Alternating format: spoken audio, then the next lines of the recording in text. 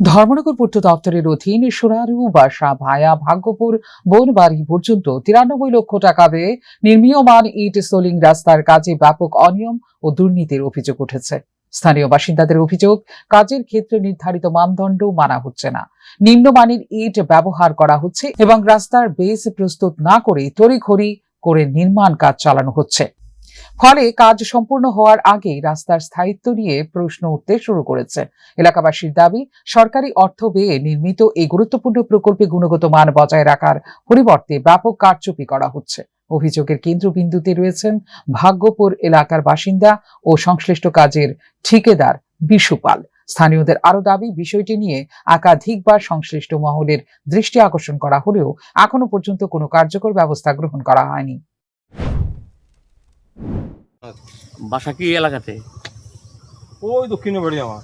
আচ্ছা আইন দেখবেন আমার বাড়ির সামনে কেমনে করছে আর এই জায়গাটা কেমনে করছে। আচ্ছা ঠিক আছে, আমরা বুঝাচ্ছি যে এই জায়গাটা এটা কোন রাস্তা? এটা সোনার বাসার রাস্তা, আচ্ছা ইয়াকুনগর গেছে রাস্তাটা। আচ্ছা, এটার কাজ এটা করছে যে কটা ভিডিও আমি না আবার ফাঁসি তোমার জেলও যাই। আপনি যে বাড়ির এলাকা যে রাস্তাটা হইছে, সোলিংটা হইছে, হ্যাঁ। এটা কি ভালো হইছে না না? মোটেই ভালো না, পরিষ্কার কথা।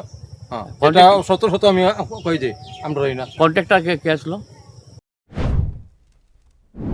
এদিকে অভিযোগের বিষয়ে ঠিকাদার কিংবা পূর্ত দপ্তরের কোনো প্রতিক্রিয়া পাওয়া যায়নি।